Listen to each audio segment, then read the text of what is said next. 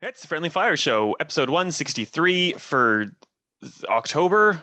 That's I it. I did my back like a fortnight ago, and I've spent most of the time on the floor. We have daylight savings, which has happened. Like I have no concept of time anymore. Yeah, you're sitting. Very That's precariously. good. Shouldn't you be on Like like a that's wooden board or something? well, I've literally spent most of my time on the floor or on my side with a heat pack on my back. So I'm old. Ben, Okay. enjoy your youth and your health while you can, because I it's have fleeting. months left in my 20s, so I'll cling to them because I can see what happens at the end of your 30s. You just deteriorate. Well, yeah, Clearly. precisely. Yeah. Well, I'm one of Mm. your hosts, Steve Wright from Stevivor. I'm Ben Tolter from Stevivor, and we're here to talk about an Xbox Series X because you have one. Yes, and that's why we're doing a video. So apologies if we're shit at this. I certainly will be.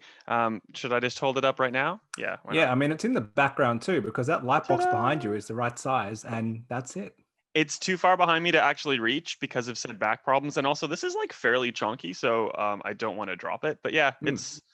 it's they call it a fridge. It looks fridge-like. Looks like a fridge. There it is, and people have been asking for comparisons. So, oh my god, I'm so terrified I'm going to drop this, but I'm not going to.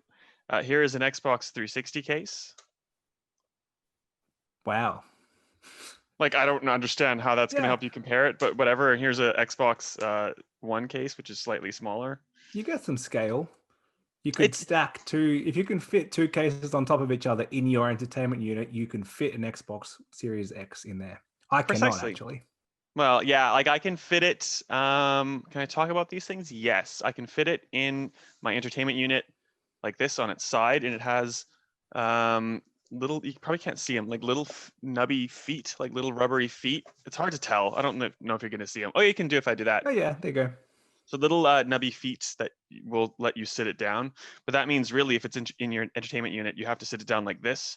So it's going to be blowing the Okay. air out the top to the right. Well, So that's that good to know because I need to dictates. swap my system. I've got my Xbox on the left, so it needs to go on the right side where That's there's a gap in the thing. That's exactly my problem downstairs. Upstairs, I don't think I can actually detail why this isn't sitting where the light box is. That's where I planned for it to go. It's actually you can't really tell, like down where I'm pointing at, for reasons that I don't think I can actually say yet. It's nothing horrible bad. It's just like logistics, I suppose. So this is it. I can't show it to you turned on, but I've made a whole bunch of videos with it turned on in games It, and stuff. So it you can does head to work, right? Stevivor. Yes, it does work. This is the power button, but I literally can't There show it you is. me. I can't click it with the power connected to it with this new I'm preview NDA. I don't know why. I'm irrationally annoyed that when I have this lying down horizontal, the Xbox logo is going to be sideways. Like, come on. Like, it's meaningless. Doesn't mean anything, but it annoys me a little bit. And if you wanted to put it to the left so it's facing the other way, like it doesn't work. And I don't know Well, if I guess you could put it down on a thing that isn't the feet, but I don't know if I would recommend that. no, Anyway, so yeah, I wouldn't semantics, do that. really. You'd have the disk drive on top? I don't think so. Also, this is the new controller. It looks very much and feels very much like an old controller, but it's got this D-pad thing here. Like And the again, Elite controller, right? yeah, The it's little like a satellite hybrid thing. of the satellite and a normal D-pad. I don't think I can say anything about how it feels yet. Again, like I don't know. I'm probably breaking NDA right now. Who knows? And then I think it finally, feels like an Xbox controller, even without it. precisely, and then like, cause it's so small. It's like the size of the palm of your hand. Not even. Yeah, don't crush it. That's The Xbox 598, that's the seating. 599, sorry. Yeah. The 1 terabyte thing. It's actually really cool. It only goes in the one direction, so you can't like stuff it up. Like it just literally won't. Okay. That's the right way. And there's like a little click when it goes in. If you try to flip it around and do it the other way, it's kind of like a USB. It just like it won't go. So So you I have to think try that's it 3 times, then it will go in. pretty much. Yeah. But once it's in there, like I don't know if you're ever gonna take it out, really. Yeah, well, that's good. I mean, they only revealed a few days ago that there are going to be other manufacturers making these. There's going to be different sizes. They just wanted the 1 terabyte there for launch, so they had an option. But there will be more options, so it's not the only thing you can get. and they will probably be expensive. It will So definitely be expensive. that's cool. Yeah. So we have a preview that's going to be going up at the end of next week, and that's where I get to say all the stuff that I'm like not able to say right now. But we can talk about a couple things if you want. I don't have anything written down. It's all on the computer behind me. I thought I'd do this for show rather than like a Yeah, use. it's all in your head. You know everything. Basically, Fine. here's what I'm getting. The Well, Xbox Series X loads games faster. yes. So we can talk about load times. We can talk about power up start time. We can talk about quick resume. And there's one more thing. Oh, data transfer. So um, the Series X has an SSD, a solid state drive, as opposed to a traditional hard drive with the spinny bit in the inside. That's how I'm going to describe it. That's the technical term. So you can get old games from your Xbox One or no, not your 360, from your Xbox One to your Series X through network transfer, which I can't really talk about yet, but you've seen how network transfer works if you've used it on Xbox One. Nothing changes. It is really dependent on your network for speeds rather than anything else.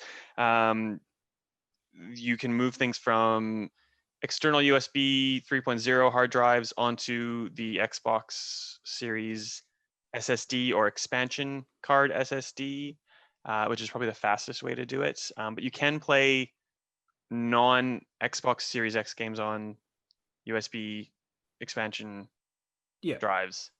Things that we've already covered.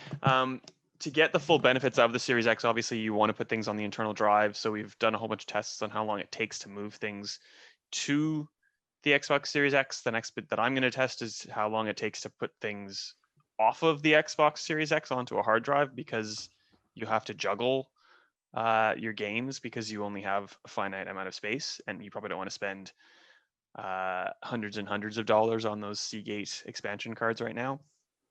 Yeah, the gist is it's faster doing things with an Xbox Series X as opposed to the dodgy old hard drive on an Xbox One X. Same thing for loading times. Sometimes it halves the loading time into a game. Sometimes they're pretty comparable. It's like maybe like 10 or 20 seconds difference. Like there's some ones that are blistering crazily fast and ones that are average. Quick resume is really cool. It will suspend your games by kind of like saving the game state in the internal memory of the Xbox. So if you're bouncing between like Ori and the Will of the Wisps and Resident Evil 3 or Doom Eternal or whatever, it just kind of like picks up where you leave off. It also works with 360. And the weird thing about 360 is you have to kind of play differently if you're going to be using quick resume.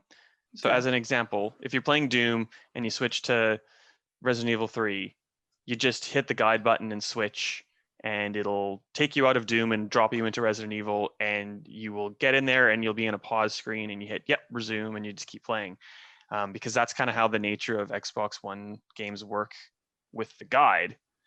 But because 360 wasn't kind of designed with that guide in mind, you will just like, if you use quick resume with 360 games, you will just leave where you are standing.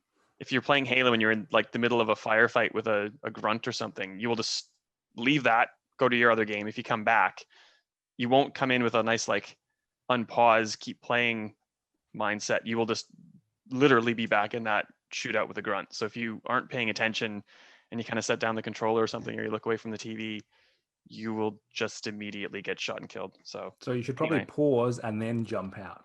That's what you have to get. That's what you have to get used to doing. And well, I guarantee it's you'll one forget. button. It's easy. You'll get there. Like, and it's a cool feature, but I also don't really see myself bouncing around like 5 games at once. Like, no, but needing you to don't need immediately it. be playing. You don't need it for 5. You need it for 1 or 2. Like, how many times are you playing something and you think, oh, I'm going to go play this quickly, and then you go back to that first one you were playing before, and it takes half an hour to get into it. So that's what it's for. Well, something that I actually would use it for is because the NHL games have that shitty bunch of achievements tied to Hockey Ultimate Team, like the card-based, like it's like FUT in FIFA. There's achievements for like opening up 100 daily bonus packs, and as the game, and it's once every 24 hours, but once new games come out, they lessen that time.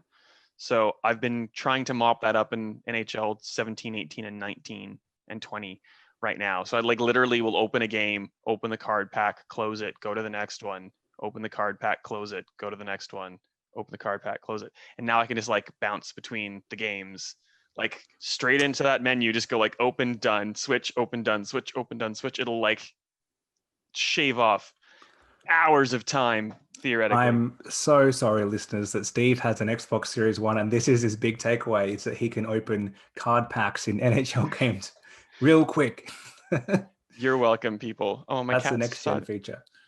My cat's coming to visit. So here's a video bonus for the podcast. Oh, she left. Well, you probably saw my cat. Anyway, so that's cool. I think that's all I have to say about Xbox stuff, unless you have questions you want to try to ask me that I might not answer. I don't think so, because you can't talk about anything really. But what about the coolness factor? You have a new console. Next gen's always exciting. You've had to do it from a work perspective where you're doing all these loading tests, but is there still that fun of you opened a new console, or are you past that? It's been a week, so I'm kind of past it. And like, it's that thing of, sadly, especially on the Xbox side now, there's not like a new game to play. And I'm testing backwards compatibility this week. So it's just like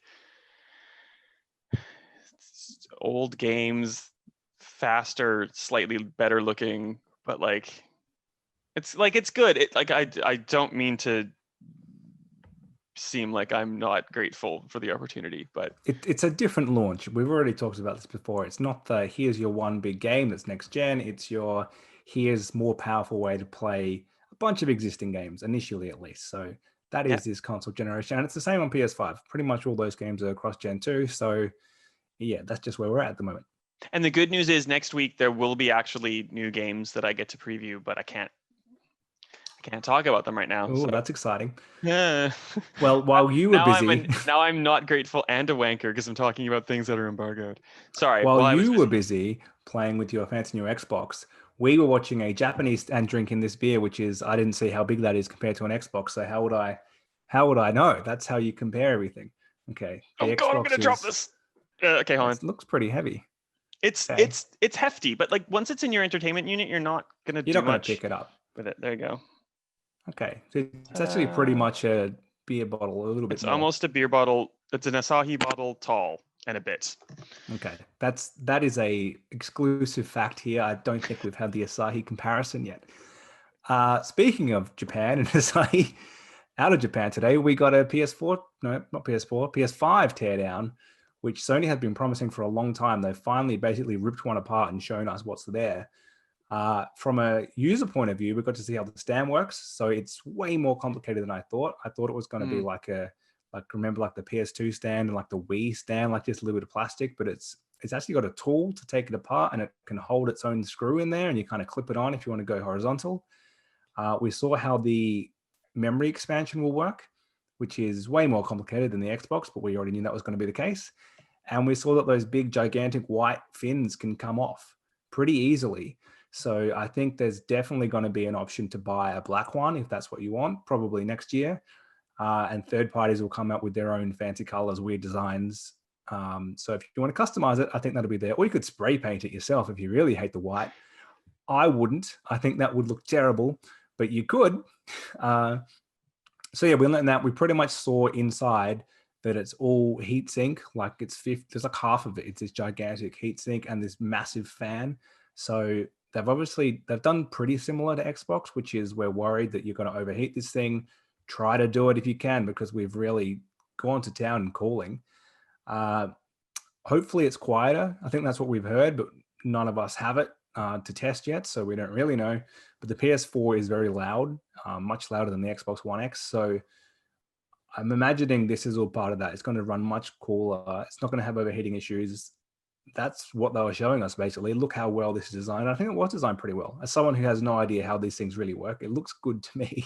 It looks really cool. And there's like, we got to see the slot where the like non-existent extra memory, or not memory, like storage can go. Not that we know like what actually would fit in there yet, but that's really cool. It has a USB-C, which the Xbox Series don't. And their USB ports are super speed, so they do 10 gigabits per second instead of 5, which is what the ones on the Xbox Series consoles will do, which I don't know if that's a huge deal or not, because you're wanting to play games still on the SSD, so that's like maybe to transfer them a little bit quicker. So that's a bonus to that. Probably. But it's Looks really good. cool. We It finally does. saw it. The other thing they announced is trophies are changing a little bit. Yeah. They're pretty much just scaling the level. So at the moment you can go up to level 100, and they're taking it to level 999. So my understanding is if you're level 40 or something, you'll automatically be scaled along to where you should be. Yeah. Which I And if guess you're is level pretty much 100, 400. yeah. Yeah. And if you're level 100, you're not 100 anymore, which is good. So it's You've not like got you some way to lost go. any progression. Exactly.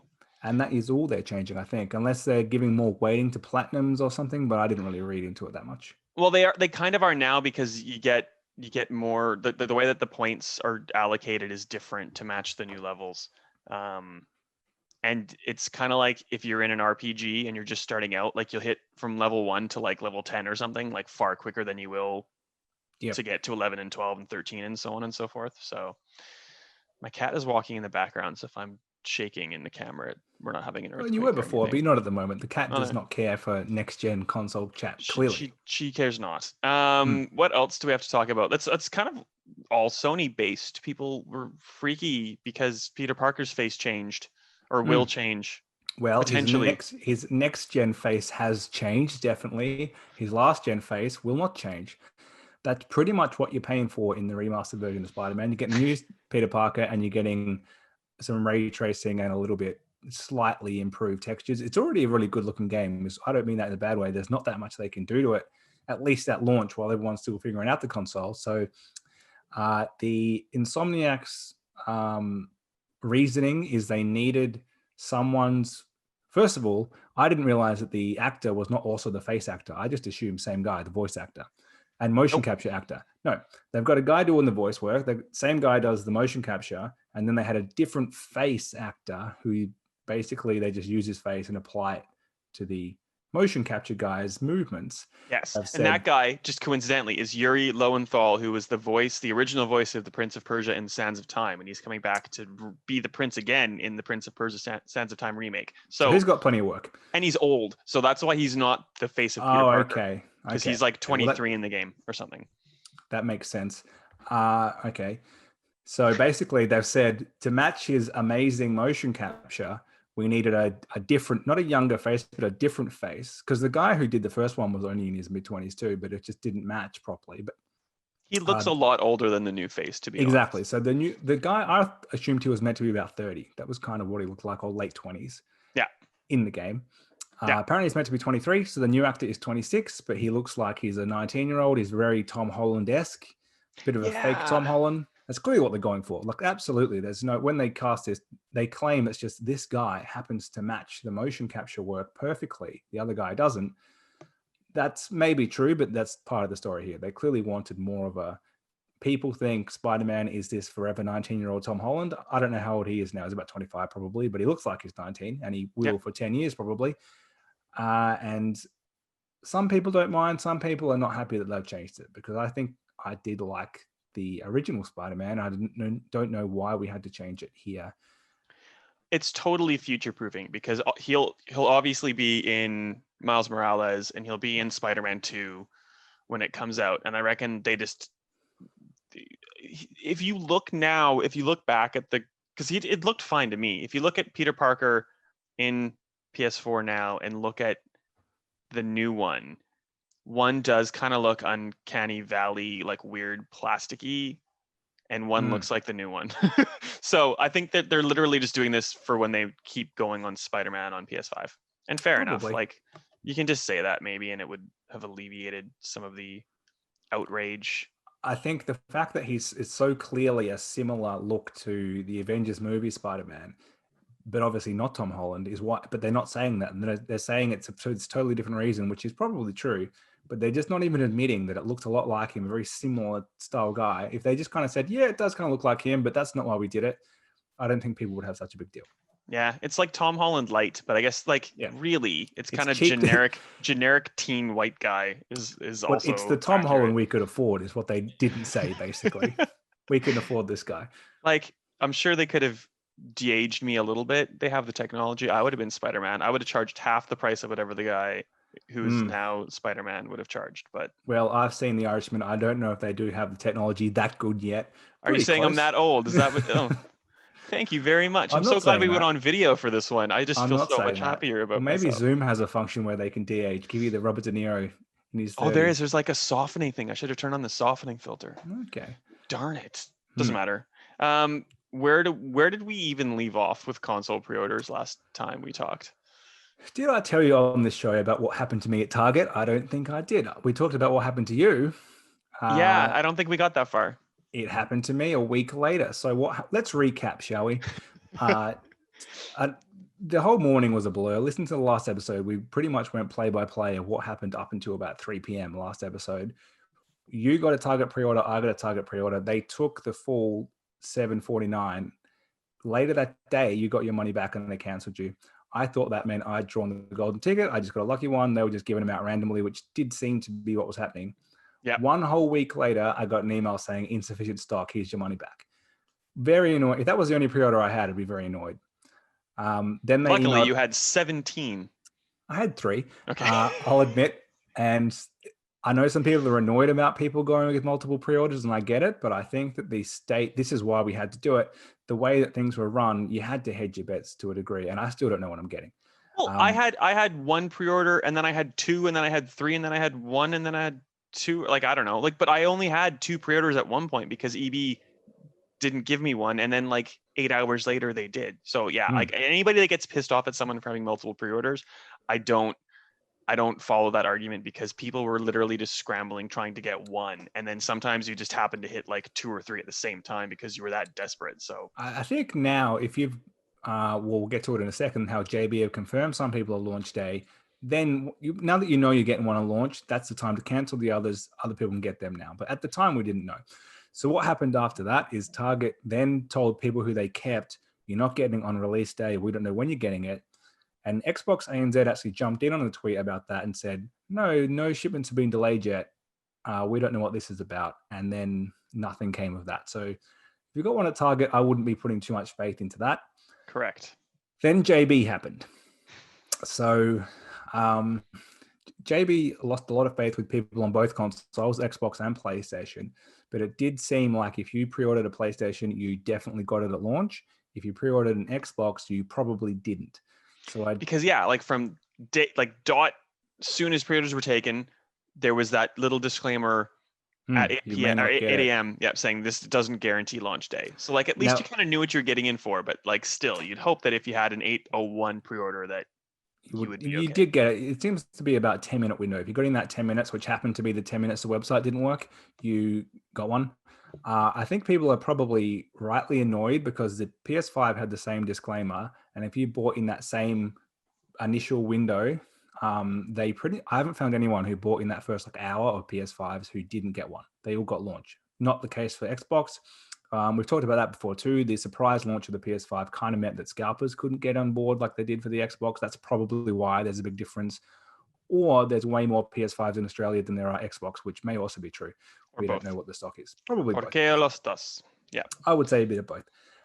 So then what happened at JB is they came out and they said, if you did get one, we're going to SMS you at some point very soon. You need to pay within 5 days and you cannot use gift cards, which really annoyed people. Sort of. They said, we're going to let you know that you have to pay soon.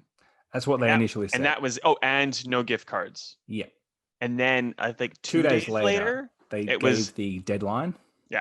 Reiterated no discards of 5 days. So that is still at time of listening and recording this Sunday, the 10th, 11th, Sunday the 11th at midnight, basically. That's when you've got to. Yep. Presumably, if you don't pay, they haven't really outlined it. And I've actually seen an email from JB which said, we don't have a process for what to do yet. Oh, I thought the SMS said, if you don't pay, you lose your spot, or like something alluded to you'll lose your spot in the queue. So it seems like they'll like bump people up if you don't pay in time. Correct. That's what it seems like. It said something like, you don't lose your spot in the queue, pay by this time. Like, it didn't actually say you'll definitely lose it. It implied that. The JB sales staff have been saying different stuff to different people. Pretty much everyone just publishes their emails. So whatever you tell anyone, JB, people are sharing that information. And I saw one where the person said, we actually don't have a process of what to do for the non-payers yet. if they're going to give them an extension, if they're going to move up the next person, probably because they don't know how many people are not going to pay. If they have a small amount of people, they might give them a reminder. If they have thousands, they might just move people up. So we have no idea what's going to happen there. Then they backtracked. So there was a lot of rage, basically, about no gift cards because a lot of people have bought them. I think it's a bit foolish of people who have been like, I've been saving up my money by buying JB gift cards. Like, Yeah, just that's save the weird. money. But also, like, for Christmas, people don't know what to get me, so they buy me JB gift cards. So I there's that too. would That's use the people I those. feel sorry for. The people who knew that they were pre-ordered a console, they had a birthday or something. Their parents like, here you go, I bought you the gift card, and then they couldn't use it. So what you have to do is you still have to pay. You have to find that $700 cash or credit on a credit card or PayPal. Then you need to submit your gift card to them via a form, and they will get back to you by basically redeeming the gift card and then refunding the money.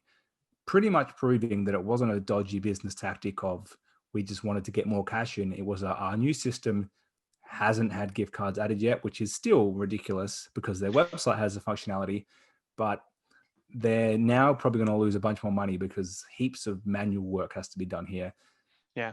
Well, and And it's shitty on their part because it's not like they said or admitted to any of that before all this happened. They're just like, "Now we're not taking gift cards. Too bad." And then that led Biteside and Seamus Byrne to go to Choice, and then Choice was made aware of it. They're a consumer advocacy group, and that happened like yesterday, and then today. This has all started to kind of trickle out. So, I that's think why this has happened. yeah, the risk of people reporting them to the ACCC and having to deal with the fallout of not accepting gift cards, even though they had nothing in their terms and conditions about gift cards not being applicable or redeemable for these things. Like it's sad that it kind of had to take this weird meandering route to get to where we are, but at least there's a resolution now.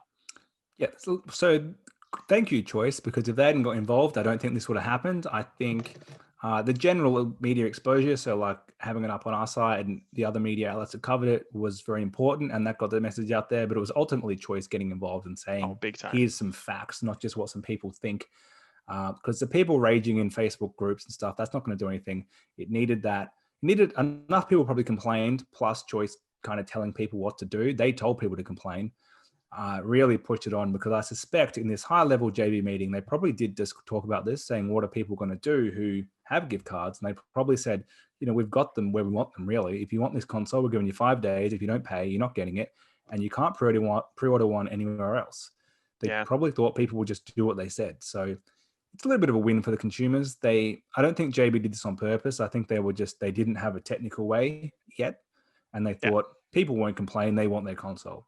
And good work, people. Enough of you complain to nicely, I hope. Well, yeah, that's the person at JB didn't make this decision that you're talking to. So, yeah.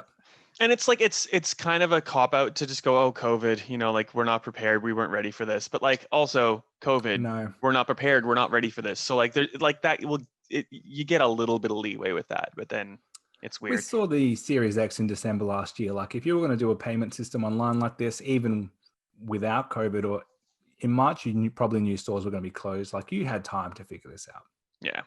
And that kind of leads me to a story that I broke this week as well about pre-orders, because God, that's all we seem to be talking about.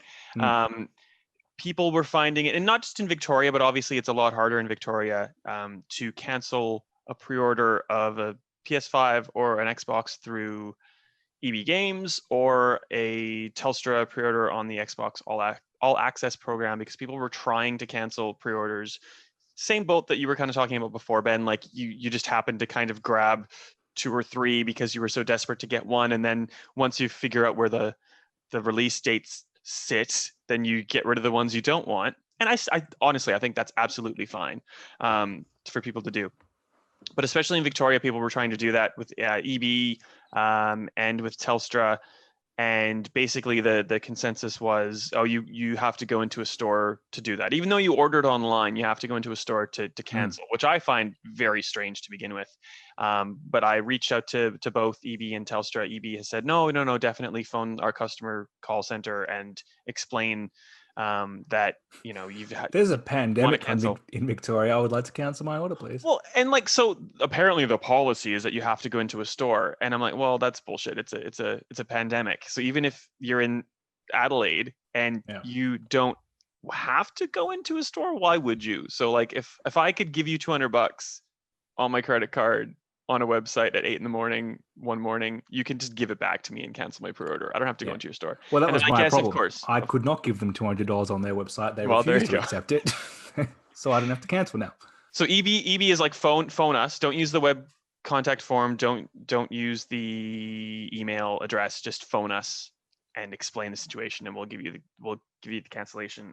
Telstra, the only way to contact Telstra right now, because they're so like in lockdown themselves because of the pandemic, if you phone Telstra, you basically just get this automated thing which pushes you to the My Telstra app, or just gives you some recorded answer that doesn't even like relate to your question and then hangs up on you.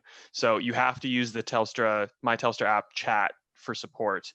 And people have sent me images, so not emails. I haven't had forwarded emails because it's all just like images from chat. So I didn't run any texts because I'm like, it could be doctored somehow.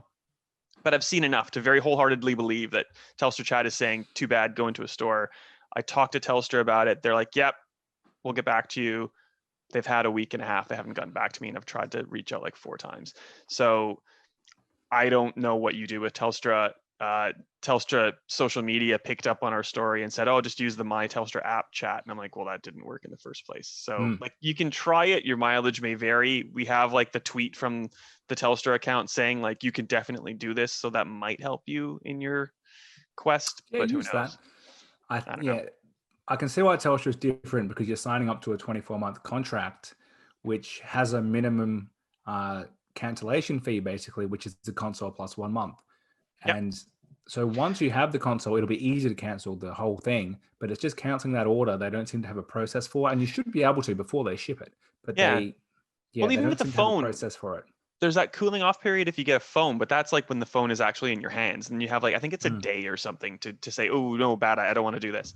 But this is different to me, and like, again, I have no idea about how consumer law works. Like, you haven't given them money, you don't have a console yet. You should just be able to have them like Yeah, I would undo think it, so. you'd think. So see how you go. If you are successful or not, and you feel like reaching out to us to kind of help me figure out what to do, please, by all means do, and I'll keep hitting up Telstra for more. I don't know. It is annoying because Telstra is the only place you can get one this year. So they still have Wave 2 stock available, which is meant to ship, if all things go well, on the 9th of December. 9th, yeah. So you will get it around the 15th, which I assume is when that Wave 2 from JB, because my text said you'll get it just before Christmas. I'm not liking that word "just" in there. If they'd said before Christmas, I would have been great. It's coming in December. Just before makes me think it's coming on the 23rd of December. But never mind. Yeah, I would order one from Telstra if I knew I could cancel it, but I don't think I'll be able to.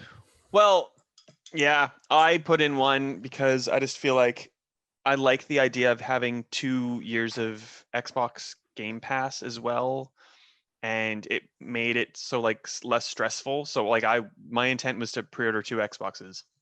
I did once through EB, so I can use all my old consoles and just like trade it in for basically a free console. And then the all access is like what, $46 on my Telstra bill, which is already including my NBN on my phone. So like, it'll be like, my Telstra bill is gonna be like $200, I think, instead of 150 or 60. But like, whatever. Like, and it's a tax write-off because I do internet things with video games. So There you everybody go. wins. No Exactly. problems there. Right. I think that's And the this end has of been pre-order news. finance talk with Steve and Ben. If you want to know how to get a console, we don't know, basically. We don't know. If you want to know how to cancel your console, we don't know either. Let's never, ever pre-order anything ever again. Well, then you would never get one. There are rumors today that you'll be able to walk into a store and get one. Now, that's based on US comments. I think in America, that's true because that's how they operate. I would be very surprised if you could walk into an EB or a JB and just pick one up on the 10th of November or the 12th of November, especially because people have got texts saying like, your Xbox is coming at Christmas time. If they then sold some to customers off the shelf, that would just destroy JB. Like, it's... I just don't think we're in a position to be able, especially in like Victoria. I don't even know if shops are going to be open by then. Like, Oh, there's that factor too. Yeah. yeah, like there's all this logistical stuff. Like, I just feel like as a retailer, if I had the choice to decide if I was going to pre-order everything or just put it on the shelf and see what happens, like you don't want people in your store right now. And if you can guarantee you're going to sell the things, even on your dodgy, like in need of an update e-commerce website, like you'd go that route and just sell them all and just like have to figure out how you get them to people rather than worrying about like a queue of people just like huddled around the front of your shop when you really don't want people to be doing that. But even outside of that, I don't think you can pre-sell someone something for 6 weeks away and then just sell one you have now to someone else who just walked in. I don't Yeah, think they're going to do that. agreed. Maybe a small retailer will. Maybe you walk into like a Big W or something and they've got 1 or 2 left, which they didn't pre-sell. But I don't think so. I think if you've click and collected from a JB or an EB, that's how many consoles they're getting sent to their store. They're not getting any 100%. extras. So Yeah. we don't know how to get one, basically. And that's What- it for next gen chat. Until next week when I get to, so That's true. we'll do our I don't know what I'm doing, Ben. God, I'm so tired. But in a happy way. This is the exciting bit. Next week's the exciting bit where I get to actually like weigh into all the things that I want to say right now, but I can't. Including why I can't put the Xbox where the light box is, etc. I'm looking forward to that. That's the most exciting part for me. It'll be fun, and I get to talk about all this stuff. Like we had a chat with Jason Ronald, who's the Xbox program manager. I think you tweeted something, Ben, today where like he's the coolest looking dude. He's like just bald. He's got like a got a big ZZ wizard Top beard. beard. Yeah, exactly. He's like super nice, and he answered a whole bunch of really cool questions. But again, I can't. It's good for me to know, and I can use it for next week, but I can't say anything about it this week. So anyway, let's talk about things we can talk about. You've played 2 games. I've seen you play the one that I played. Yep. Them being Crash Bandicoot 4 and FIFA 21. Let's talk about FIFA first because it's probably boringer. Yeah, let's get that out of the way. This is the most boring FIFA of the whole generation. So that is what I'd put out there. Put that on the box. Only because they've really phoned this one in. Now, I still like it. Because, so basically every year, I'll give you a quick rundown. They normally add in a new mode or they overhaul a mode and they have a big new on-field feature and then they do a bunch of tweaks. No new mode this year. They added in Volta last year, which is like street football. It's very much like FIFA Street from the mid-2000s.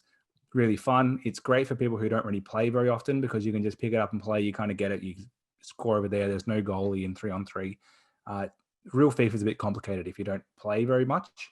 So I had a friend come over who played FIFA like in the early 2000s, not really into it since then, but he could play this. So that's what that is. But it's the same as last year. On field, they have like some buzz term of agile dribbling. Basically, they've just increased the pacing.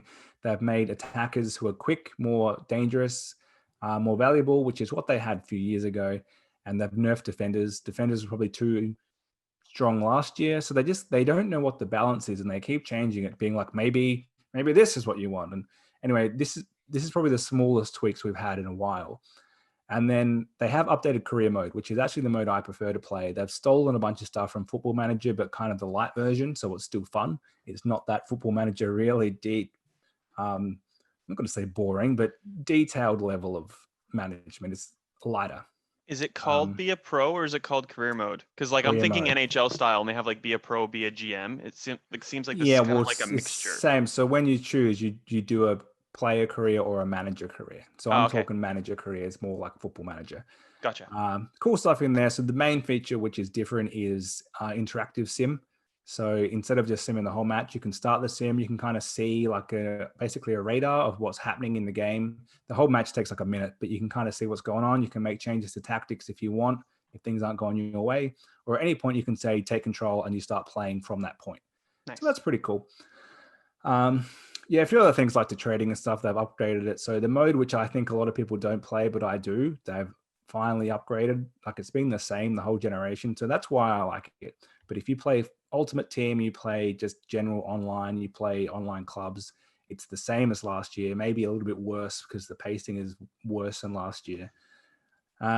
So that's where we've left this generation. But it's only half a game because the next gen version will be slightly different. I think it will be very similar.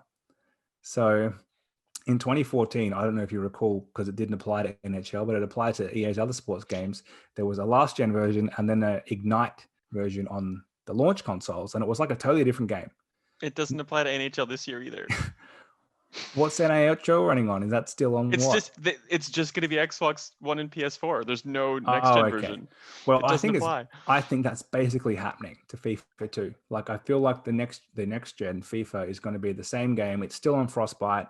It's just going to look a bit better. Like Messi's sweat's going to be slightly more realistic. There's But it's a not a free big difference. upgrade, Free and it's upgrade not and like an NBA free upgrade where you got to pay extra money. proper free upgrade, free until FIFA 22 comes out, by which point no one would buy this game anyway. So good free upgrade. Yeah. And that's That's all FIFA right. for this year. Sounds average. Well, it sounds 7.5. Average is 5. It sounds better than average. It sounds It's still perfectly adequate. good game. There's just, if you haven't bought FIFA for 3 years, go for this one. If you buy it every year and you're kind of wondering, do I need to buy this year? No, you do not.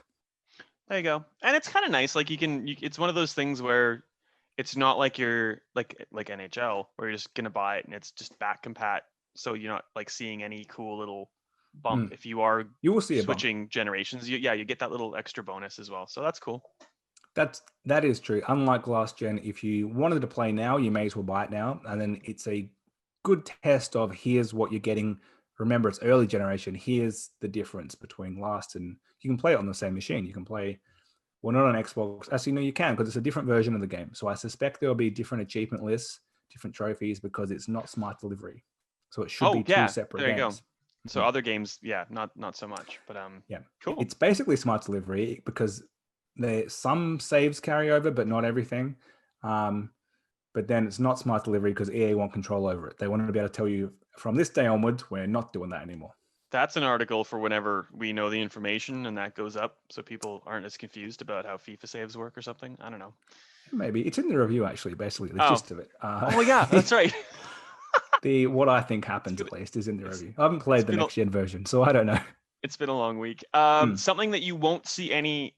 Well, that's not true. You will see a little bit of a bump in terms of maybe frame rate and stuff. Is Crash Bandicoot 4? It's about time because it is just going to be an Xbox One and PS4 title.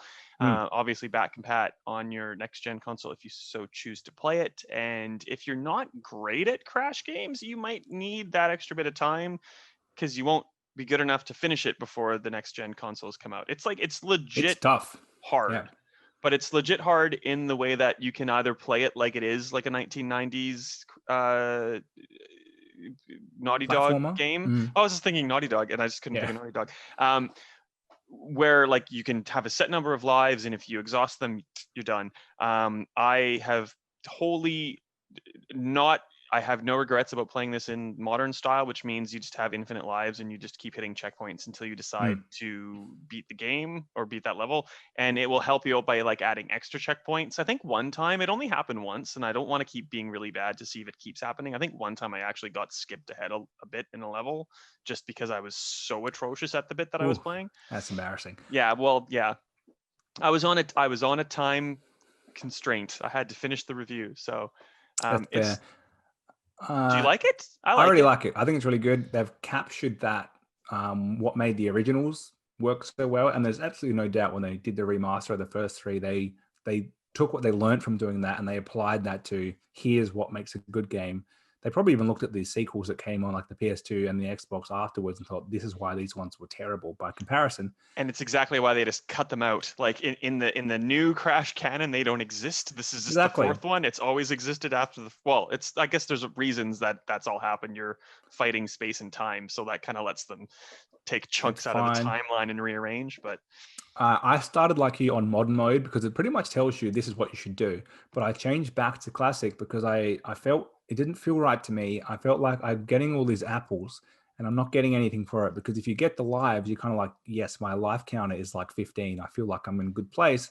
Then you lose 5 lives real quick on the same jump that you keep missing and you like hate yourself because you just like it's ticking down. And that's part of Crash for me. Like I feel like without having that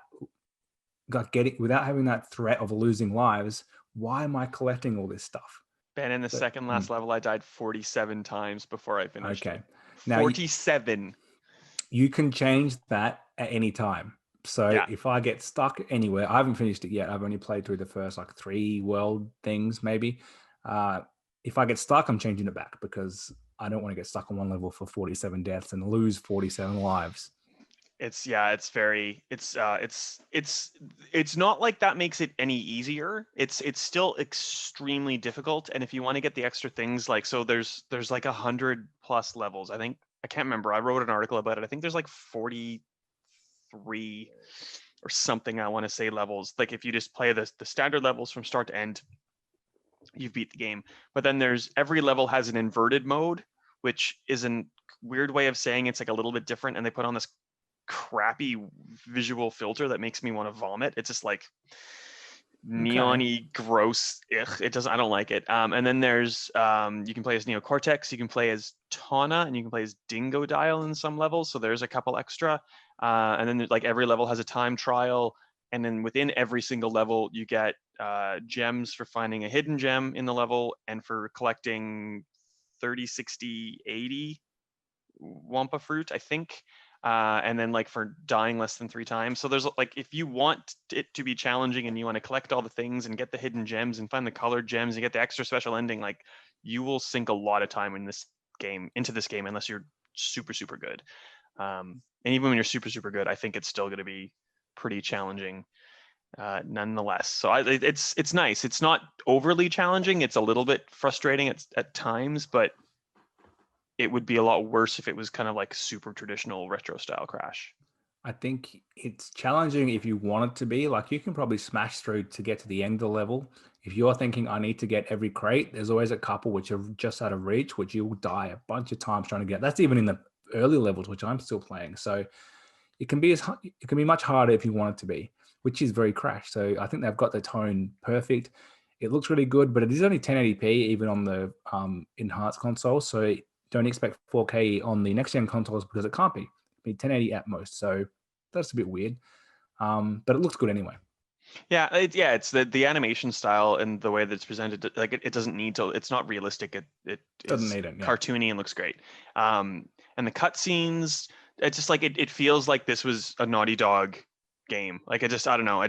Everything just feels so right. It just fits, especially after, like, and maybe it's because we've all just played Insane Trilogy, and, like, that's Toys for Bob and, God, who took the lead on that? Vicarious Visions? Yes. Yep, I think so. Like, kind of taking the new kind of style Crash and kind of like revisiting your history, but, like, it all fits really well. And so this is Toys for Bob. They helped with the Insane Trilogy. They did the Spyro Reignited trilogy, and they did the Spyro, what's the weird thing that he had with the Toys to Life thing? Skylanders. Yes, so they did all that, and so, like, they've taken the lead on this. Beanox, who did some of the old Spider-Man games for Activision, is helping them.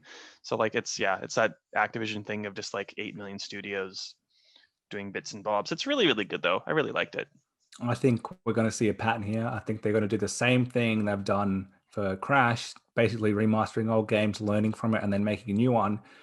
There's no reason not to now apply this to Spyro if they wanted to, Crash Kart, and certainly Tony Hawk. So, Oh, definitely. They're going to put out a Tony Hawk game before Skate 4 comes out for sure, and just, like, laugh at EA, I suppose.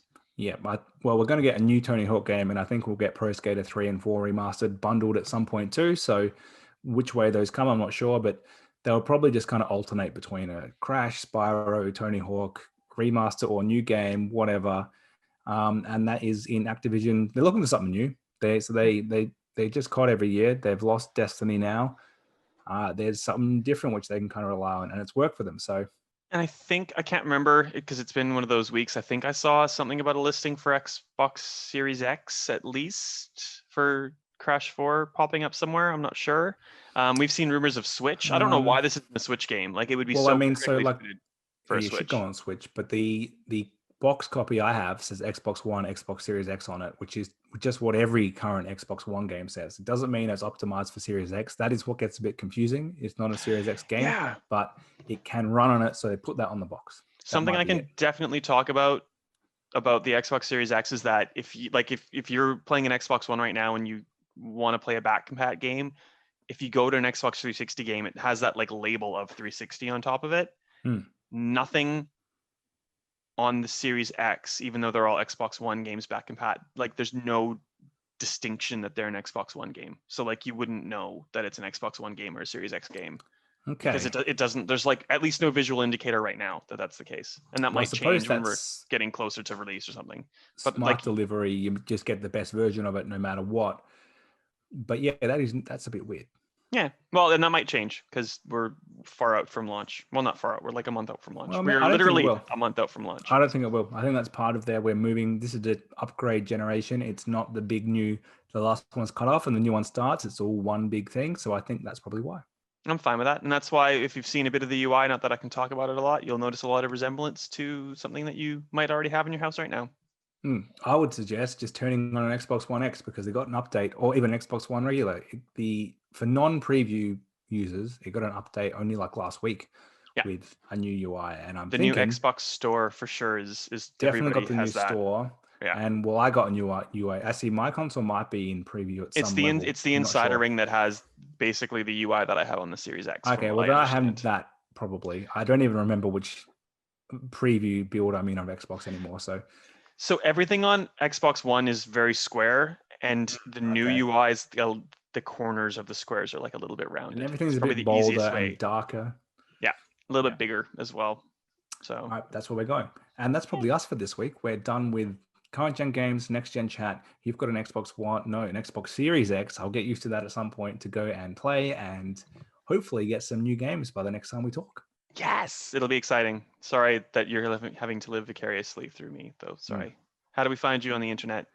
I am on Twitter, Ben_Salter, probably just complaining about pre-orders being sold out, things like that, to memes. That's pretty much all I'm doing at the moment. And Finding big yourself? scoops. Finding big scoops, Ben. Occasionally. Finding big scoops. Well, that's good. I'm Wright AU, and we're on Stevivor.com. So go read it and watch a whole bunch of videos that I'm making. I'm making like one right now, actually. All right, I look forward to watching that. And that's us done for this week. Bye.